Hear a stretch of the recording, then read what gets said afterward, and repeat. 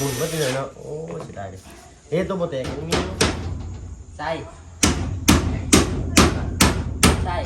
บ้างนอลาเขามาเล่นกันแม่อยู่บ้านเพื่อนบ้านน้องต้นกล้าพี่หน่อยเนาะหลังจากห่างหายกันไปหลายมื้อหลายวันเนาะเปิดคลิปเปิดภาพมาพบพ่อกับทางไอ้ช่างและทางบ้านน้องต้นกล้าเพิ่นพี่น้องเนาะเอาเวียกงานเฮาอยู่นี่เนาะเลี้ยวเบิ่งเลยกับชื่นใจเลยเนาะเป็นอะไรปะลุงซีเฮาเนาะมารอบนี้เพิ่นได้ตีแบบบันไดแล้วเนาะเอาให้น้องต้นกล้าสบายดีเลยสบายดีน้องเป็นอะไรเลี้ยวเบิ่งเลยก็ได้คักเนาะเนาะได้ประตูโอ้ยเสือตัวเก่งไล่อีกแล้วพี่หน่อยเนาะพักเอาเป็นยังเนาะต้องทางไอ้ช่างเพิ่นเฮ็ดคนกลุ่มไปได้น้องต้นกล้าน้องไส้เพิ่นได้เข้ามาอยู่บ่เข้ามาอยู่เนาะเลยเนาะทางน้องไส้เป็นเข้ามาอยู่เนาะมาอัปเดตให้ป้าลุงเพิ่นเบิ่งอย่าลืมหาผ้ามาเสร็จเรื่องนั้นเป็นขาวได้เห็นบ่อยู่ถึงเฮ็ดได้จังสิเฮ็ดได้จ้ะวะเฮ็ดได้จังสิเฮ็ดได้เอาตู้ไม่ว่าเอาตู้เอาอย่างไรนี่แหละแม่นเอาผ้าสุกน้ำพิษให้มันแห้งแล้วก็มัดใส่ป้ายไม้เสร็จมือห้องบ่ฮอดดิมัดใส่ไม้เด้อันนี้นี่จะต้องมัดใส่ไม้อย่าไปปีนกันได้ตกลงหันเพื่อแห้งแล้วคนบ้านหน้าแห้งตกกบคามตายมื้อนี้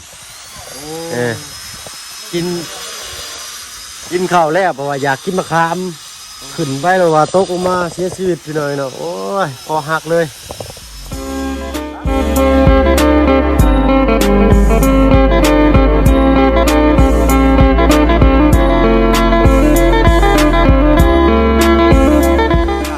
เด้อพี่น้องเด้อเนาะกราบทักทายสบายดีผู้ใหญ่ใจดีแต่เอฟซีเบิร์ดทุกท่านเนาะเข้ามาประชมช่องยูทูบบอกเพิ่งเคยหลายคือเก่าเนาะบอกว่าฝั่งไทยฝั่งลาวและก็ทั้งฝั่งต่างประเทศก็ยินดีต้อนรับเข้าสู่ช่องยูทูบบอกเพิ่งเคยหลายเช่นเคยพี่น้อยเนาะโตผลงานชิ้นแรกพี่น้อยเนาะมาเบิ่งนำกันเนาะแต่ว่าให้บ่เพิ่งเฮ็ดก็สิบ่งามหรอกพี่น้อยเนาะขึ้นอยู่กับช่างนะขึ้นอยู่น้ำช่างล้วนๆเลยเนาะเนี่ยเอียงเลยหนึ่งบ่เนาะดินมันทำแนมสิแนมสิคักแหละปอโตโดนไม้อวบเลยยังเหยียบบ่ได้นี่เนาะ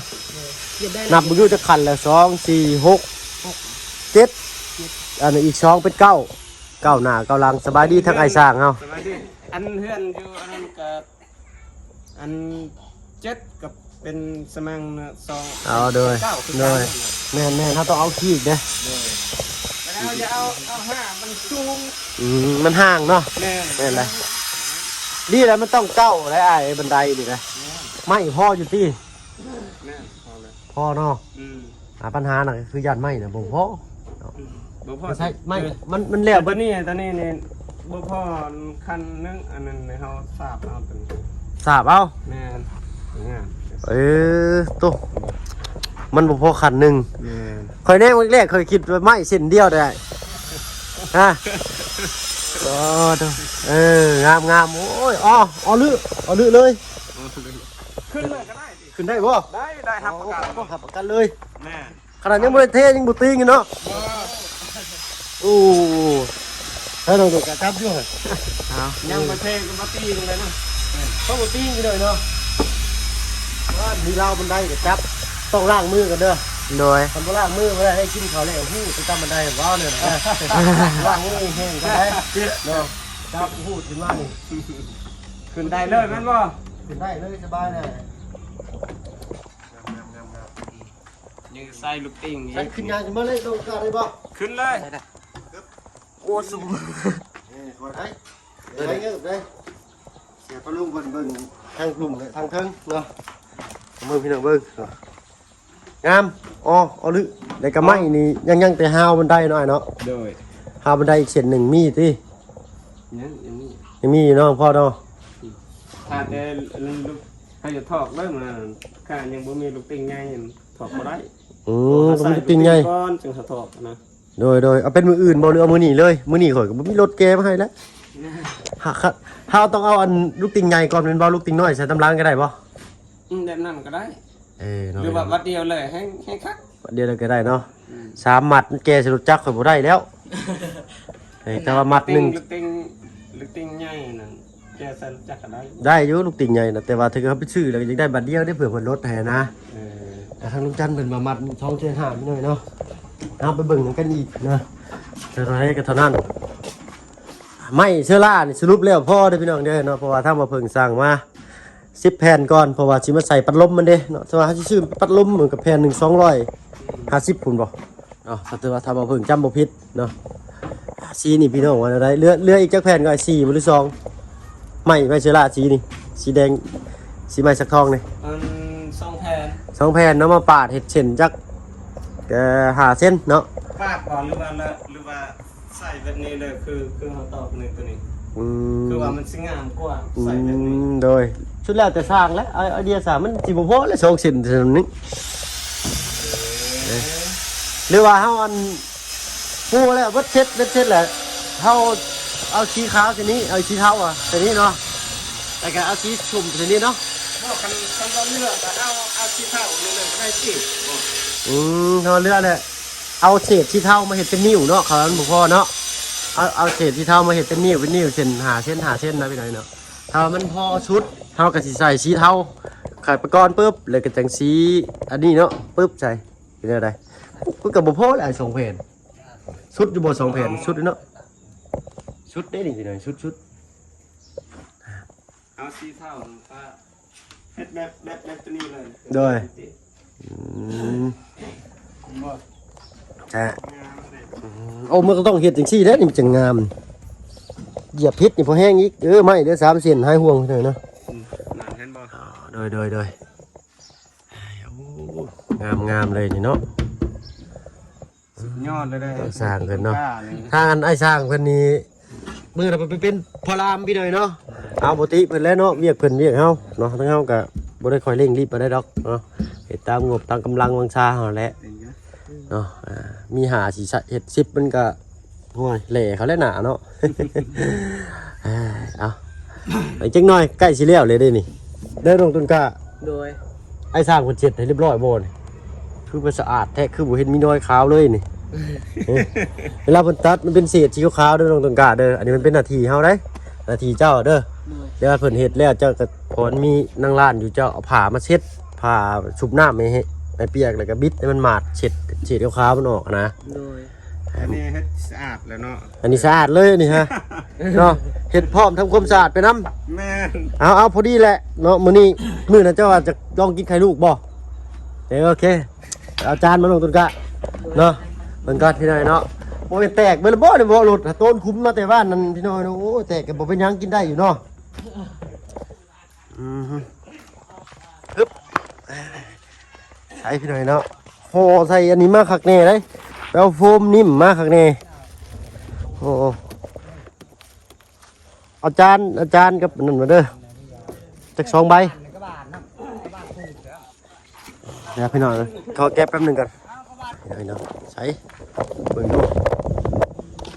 โอ้โหมาขักบ่ขักก็ยังแตกพี่น้อยเนาะโอ้ยเสียดายดิ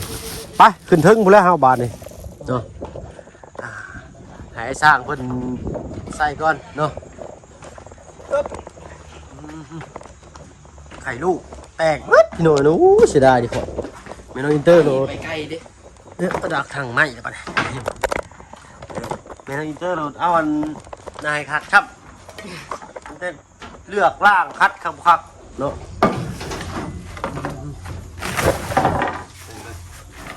ยังโอ้บอลถ้วยโอ้ตัวใหม่ไอ้ชื่อมาให้คือบริษัท เอาไปเยอะยังบริษัทบอก ยังบ่ได้ล้าง เนาะ ตอนแรงล้างตอนแรง อันนี้มันใส่ห้อนกินบ่ได้นี่จะมีสีละลายใส่อาหารไม่กินลงไปเลย แรง โอ้ยแตกแล้วที่ไหน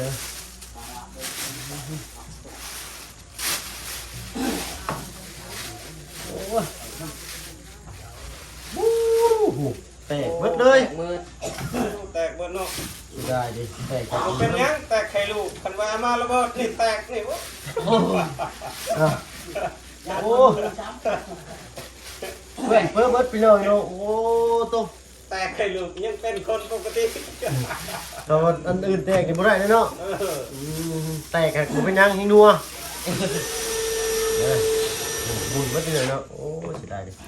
ตัวบ่แตกกันยังมีอยู่ แต่ใครลูกยังแซ่บปกติ แต่ปกติถ้าหนักบ่ได้ดูดน้ำมันสิเนาะ น้ำไม้บ่ได้แตกคือน้ำไม้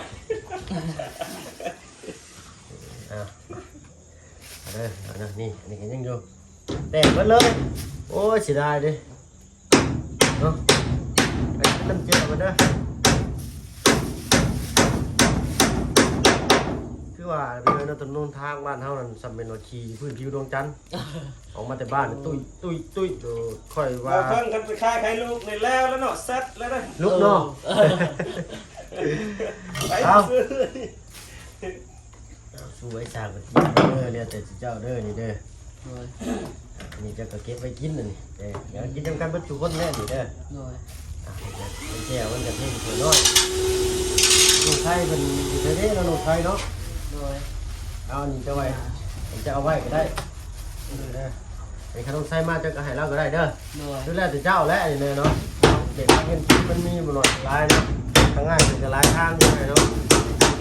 นี่ก็เที่ยวลายได้นี่มานักเนี่ยกับน้ำไข่ลูกลายนี่มัน6,000อยู่เลยสักพันเอาเดี๋ยวจะเก็บไว้อันนี้น้องไส้มาอะไรกันลองกินด้วยน้องเด้อจะมีเพชรแล้วบ่มีโทรเรามากินไหมเราสิมาบอกอันไอ้เพิ่งชวนมากินลูกชิ้นหน่อยสิเด้อแต่ทางแม่น้องอีเตอร์เพิ่นบ่มีผักแพรวได้พี่น้อยเนาะใครลูกกินกับผักแพรวเสียดายเบิดเลยน้องหักกินได้ถ้าว่ากินได้มันกินได้แต่ว่ามันน่าเกลียดหน่อยนึงพี่น้อยเนาะด้วยความแบบว่าบ่ระวังของบ่พึ่งเองแน่พี่น้อยเนาะ โอ้อันนี้ก็แปลว่าอู้ทางไกลทางบ่ดีนำไหนผมบอก แน่สิเปิดแล้ว เปิดได้บ่ โดยถูกติดอยู่ ใส่ว่างอยู่บ่ล่ะมาเล่นน้ำแม่อยู่บ้านเฮือนบ้านน้องต้นกล้าเด้อว่างอยู่บ่มาเล่นน้ำน้องต้นกล้าบ่อันมีมากินลูกชิ้นเด้อเด้อโอ้ยมึงกินข้าวถือทิพข้าวมากินข้าวอยู่พี่เลยน้องมากินพร้อมกันนี่เด้ออาจิธาเด้อโอเคมาเอาไอ้บุญคงมานำเด้อคันเพิ่นว่างเด้อโอเคอาจิธาเด้อมาโดยโอเคเนาะเอาถ่าทั้งน้องไส้ไปเช็คน้อยพี่น้อยเนาะจัดแจงใส่กระโตกกระเต้นดีๆเนาะ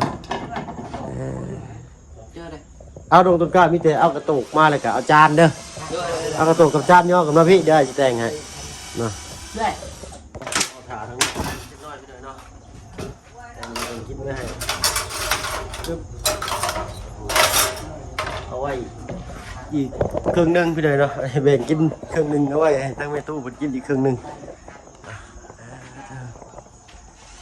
เราถ่าน้องชายเป็นจักหน่อยพี่หน่อยเนาะน้องชายเพิ่นใช่ล่ะสบายดีโอ้ขึ้นมา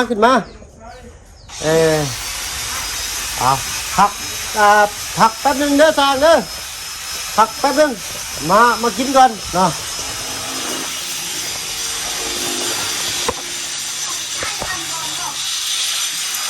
จะได้น้องใช่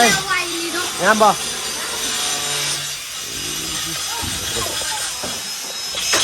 โอ้ทุกคนคุ้มโลดตะเบอมีบ่ไอ้คำว่าตะเบอนี่ตะเบอตะเบอนี่แปลว่ายังตะเบอค่ฮะแปลว่าค คำโอ้ตะเบอนี่คำแปะไว้ดิซะเพราะยึดก้อนบ่แปะไว้นี่พอแล้ว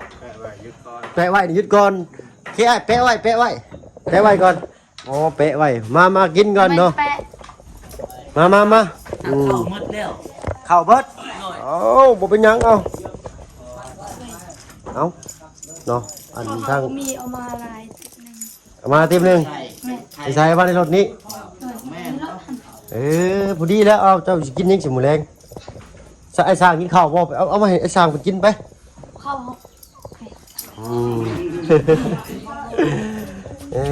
เอา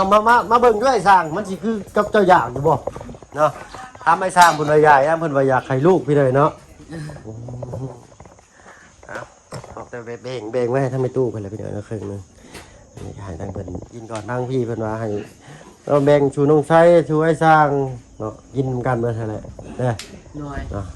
อันนั้นก็ไว้ให้ทำในตู้เพิ่นเนาะเอาไปจะกินแรงเลยสั่นซะใช้เปิดยุบประตูน่ะเปิดได้อยู่บ่ ได้ ลื่นปื๊ดเลย โดย แต่งขวางเนาะเหลือแต่อันหูล็อกประตูนี่เพิ่นเอิ้นหยังเนาะเจ้ามาเข้าอยู่บ่มาอยู่บ่เดี๋ยวเขาบ่ได้มาเพราะเองนะเนาะเมื่อบ่เคยเข้ากินมาฉากมา เขามีแต่ติ๊บเดียวอุ้ย โดยเช็คอยู่ไหนคือมีหมดกว่า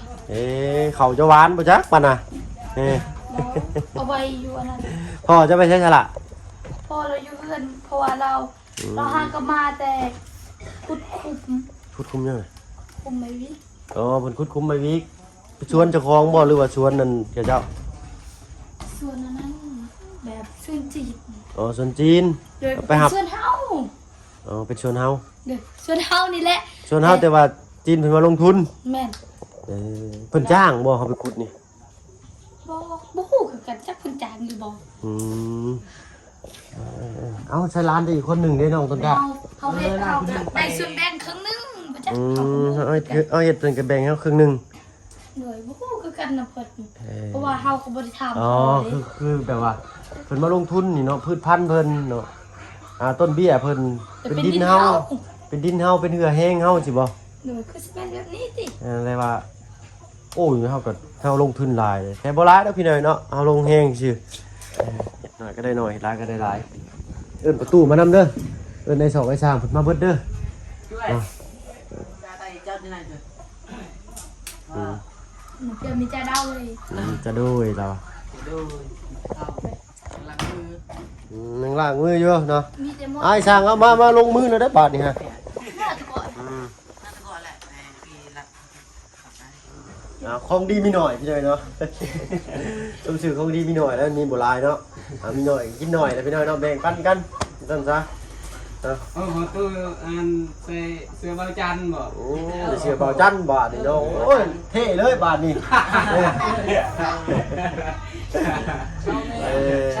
เอาร้านไปอีกคนหนึ่งนี่เลยคุณตา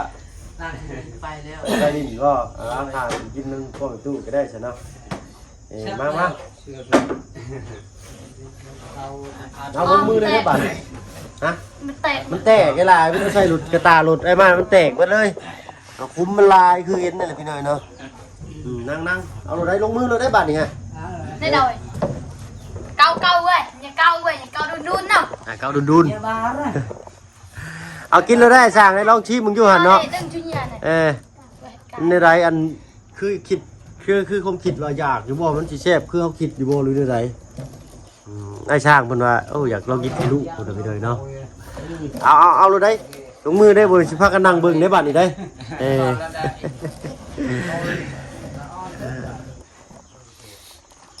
อ้าตึ้งจุกี ฮะพัก ตึ้งจุกี ครับแล้วนี่ พักหรือบ่เอาลองลงมือมึงดูเอาเลยได้น้องต้นกล้าลงมือโลดไปตู้เอาไหมเอาลงอ่ะ เอาโดยเอาลูกกินมาเลยได้ ลง สุกแล้วบ่ ซุกแล้วเจ้า1เรียบร้อยเนาะบ่เป็นปิ้งเด้1แล้วตัวนี้เอามาลูก เอา กินล่ะทลายกันเลย เอาเลยล่ะเอาเลยขอบใจเอาไปประตูกินเลยได้ กินกันไหม เบิ่งใช้จะหน่อยว่าข่อยเบื่อนั่นเบื่อนี่มาบ่แม่นได้เนาะอันนี้มัน1มาใหม่เลยจัดบ่ เกี่ยวเกี่ยว เอาลงใครได้นี่เนาะ ยัง อันนี้ก็น้ำอันนี้ห้วยมันเนี่ยพริกเกลือ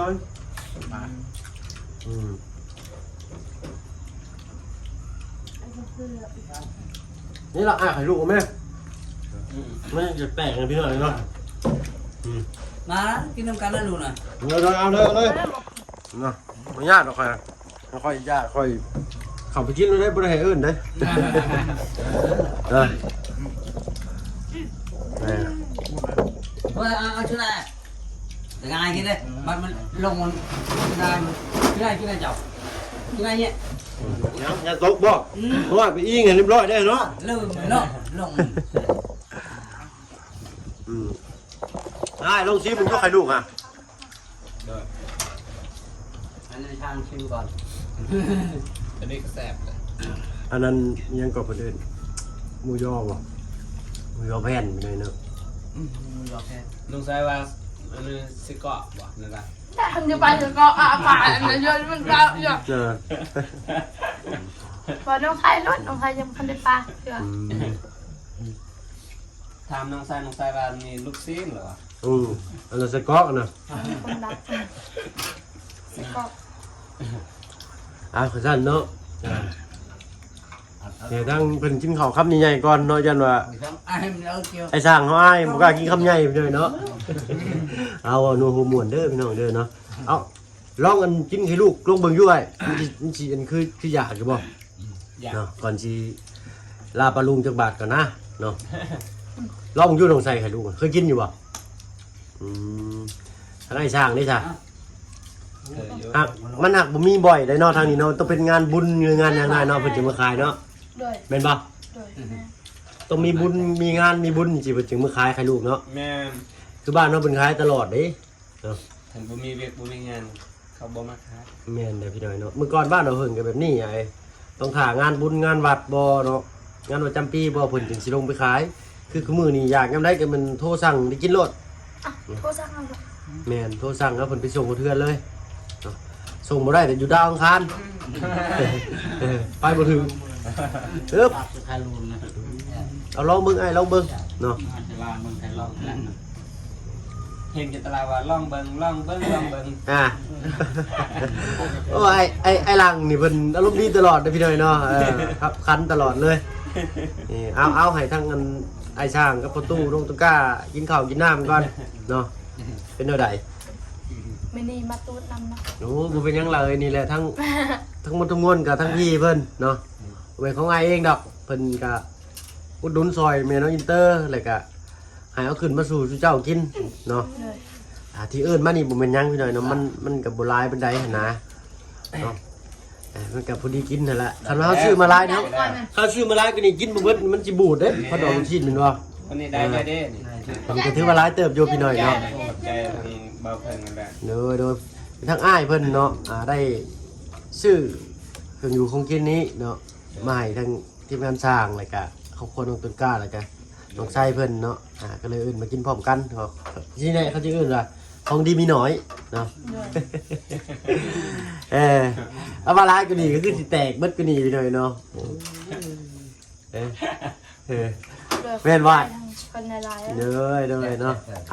เอากินตามสบายเลยเด้อบัดนี้เด้อเนาะเอาสิโจ๊ะไว้ก่อนย่านประตูเราใส่คำใหญ่บ่ได้เอาดูหัวม่วนเด้อพี่น้องเด้อเนาะขอโทษขออภัยหลายว่าผิดพลาดก็ได้เอาพี่น้องเนาะมาเบิ่งที่ใหม่ลายมือทางไปสร้างเพิ่นโอ้ยสื่อเป็นเราเป็นเก็บอะไรก็ขอบไม้หน้าซ้ำนี้เนาะปกติสร้างวางชุดเราเพิ่นสิใช้ไม้แป้นมันน้อยมันมีน้อยมันแหละคือบ่งามมันบ่บาลานซ์กันนะพี่น้อยนะอันนี้เบิ่งสิลองเบิ่งพี่น้อยนะอันนั้นใช่ทางนี้เพิ่นกันฮึบนี่ดิเนาะเพิ่นใช้มาเป็นไม้ตัวนี้เนาะไม้เวลาเฮาต่อคือซั่นเด้พี่น้อยเนาะเพิ่นเอาเราเตอร์แลนให้คักเด้นี่งามอันนี้ก็สิเป็นลูกติ่งเด้อพี่น้องเด้อเนาะเป็นลูกติ่งจุดมานี้โอ้เครื่องมือเพิ่นนี่ถือว่าทันสมัยได้นี่เนาะเหยียบพลาดนี่มัน ของหักของเพลงแตกปักไปแล้วพี่น้อยเนาะนี่เพิ่นใส่ลอตเตอร์แลนคักแน่งามโอ้ไม่48เพิ่นใส่เนาะแต่ว่าสร้างบางชุดเพิ่นก็ใส่ไม้แป้นมันประหยัดงบอยู่แต่ว่ามันบ่งามนะนี่แหละก็ประมาณนี้ไม้แป้นนี่ก็แผ่นนึงเส้นปลายพุ่นน่ะพี่น้อยนี่เส้นละเส้นก็สิตัวนี้ก็สิดีกว่าดูได้ ลืมเลยค่าราคาใหม่ก็ได้เอาเนาะเรียบร้อยเนาะไอ้ช่างเนาะแซ่บอยู่ติแซ่บอยู่เนาะโอ้ยคนขายคนนั่นน่ะก็ดีใจบาดเนาะ เอาใกล้ๆเลยแหละพี่เนยเนาะอีกบ่โดนนี่อันนี้ก็เพิ่นเฮ็ดเดี๋ยวสิมีวิธีเฮ็ดอีกอยู่นี่เนาะเดี๋ยวสิทางไอ้สร้างเพิ่นสิจัดการให้รอเบิ่งนำกันพี่เนยเนาะถ้าบ่เพิ่นก็บอกบ่ถูกไม่ไปเฮ็ดประกบคู่แบบงามๆเลยเนาะเสาโซแล้วก็เสาโซตัวนี้นี่ไม้นี่สิเหลือจักเส้นได้ฮอด2เส้นบ่ ไม่ยังก่อน ไม้48หรือว่าไม้5คุณชิปเอานะ ไม่18มันก็ แม่น ใส่เบิดเลยนะ อ๋อใส่เบิดเนาะ แม่ อันนี้ไม้ยังนี่ไม้5คุณชิปตัวนี้เนาะเอาสิใส่ราวบันไดนี้ แม่ เอาใส่อัน1บ่หรือ2 ใส่ซอง อ๋อใส่2ประกบคู่กันเลยเนาะอ๋อนี่อีกพี่เนยเนาะเอาบ่เป็นหยังเนาะถ้ามันบ่พอก็บอกได้เด้อเนาะเฮาสิซื้อมาเผื่อไว้อย่ามันเหลือมันก็อันนั้นแน่เปลืองงบอีกพี่เนยเนาะยิ้มเรียบร้อยบัดนี้เนาะเอาก่อนลงไปย่างบนข้างล่างปรับลุงชีพเบิ่งก่อน ได้ยังทำการลงขึ้นได้เบิดเนาะ โอ้แน่นอนเลยไอ้ช่างเลยเนาะเอาทางไอ้ช่างเพิ่นก็ทางพี่เพิ่นเนาะก็ได้โทรมาเพิ่นก็ได้โอ้ลมกับทางไอ้ช่างเพิ่นอยู่พี่หน่อยเนาะเอาไปได้ก็จึงว่ากันตื่มอีกพี่หน่อยเนาะเบิ่งภาพรวมๆบาดนี้เด้อไปเหยียบมันเคมีนี่พอแห้งอีกก็เจ้าสิให้ปั้นให้พี่หน่อยเนาะ โอ้บักนัดไผนี่ชุกเลยบ่ถูกแล้วพี่หน่อยเนาะ ทำมาทุกโบแล้วเจ้าอันเป็นแนวพืชพันธุ์ธรรมชาตินี่บอกผมอยากกินอยู่ไปเลยครับว่าชุมกระตุ้นนี่เลยประมาณนี้พี่เลยเนาะเป็นไดบาทอ๋ออยู่บ่ปลาลุงเลยงานแรงแห้งมากพี่เลยเนาะ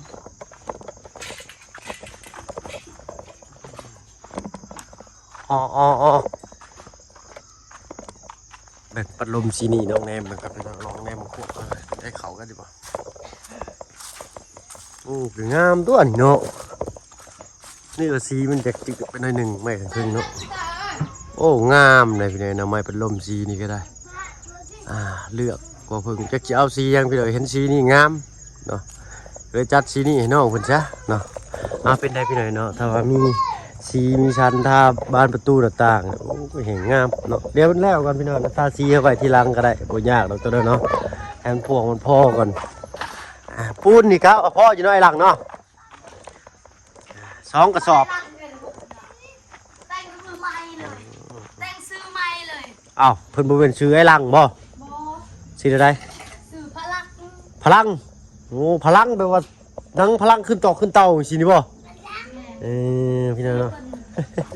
เราก็ได้ชื่อใหม่เลยเราก็เนาะไอ้หลังว่าซั่นที่เราซื้อพลังเด้อพี่น้องเด้อเนาะเอาเนาะเรียบร้อยสวยงามเอาพี่หน่อยเนาะจะได้น้องกินอิ่มเรียบร้อยเ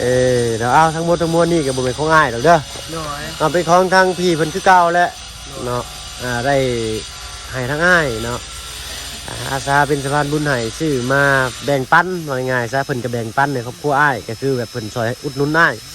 เนาะแล้วก็ให้อ้ายนี่เอามาสู่เจ้ากินนะเพิ่นก็ได้บุญทั้งสองทางเลยเนาะเอาให้บุญคำนำสู่เด้อพี่เด้อเนาะเอามีแต่ให้เจ้าทั้งสองขอบคุณทางพี่เพิ่นเนาะ เอาก็ขอบใจหลายๆเด้อทั้งแม่ศรีสุวรรณสุริยไทยที่ได้มาซอยโปโต้กับหลานซอยของกินในมื้อนี้ขอบใจหลายๆผู้ใหญ่ใจดีและขอบใจหลายๆทาง FC หลายๆเด้อให้ร่ำๆรวยๆเด้อ เด้อเนาะ ให้ตลอดปลอดภัยเด้อให้อายุยันมันยืนเด้อ เด้อเนาะ สาธุ เนาะไปทางอ้ายกะสิทางเจ้าได้ซะเนาะลืม เนาะอาหารรอบนี้ไปเลยเนาะ ที่ซื้อของกินมาให้ก็ขอให้อยู่ดีมีแห้งอายุมันคนยืนพัฒนาสิ่งใดก็ขอให้ได้สิ่งนั้นเด้อเงินรับขอให้ได้เงินหมื่นเงินตื่นขอให้ได้เงินแสนเด้อสาธุ สาธุเนาะอ้าวเนาะขอบใจน้องใช่เนาะที่เสียสละเวลาแวะเวียนมาเล่นมาเล่นน้ำน้องต้นกล้าเนาะทางอ้ายก็สิไปทางอื่นก่อนเวลาจะมีลายป่ะ สายอ้ายก็สิไปทางอื่นก่อนเด้อเนาะบัดนี้เด้อเนาะก็มีแต่ลาปลาลาลุงแล้วพี่น้องเนาะส บายดีจ้ะ สบายดีเด้อ ไปพี่น้อยเนาะพอๆคลิปหน้าสำหรับคลิปนี้ทางบ่เพิ่งขอตัวลาลงแล้วพี่น้อยเนาะอยู่ดีมีแรงเบิดสุขทุกคนไปแล้วพี่น้องสบายดีจ้ะ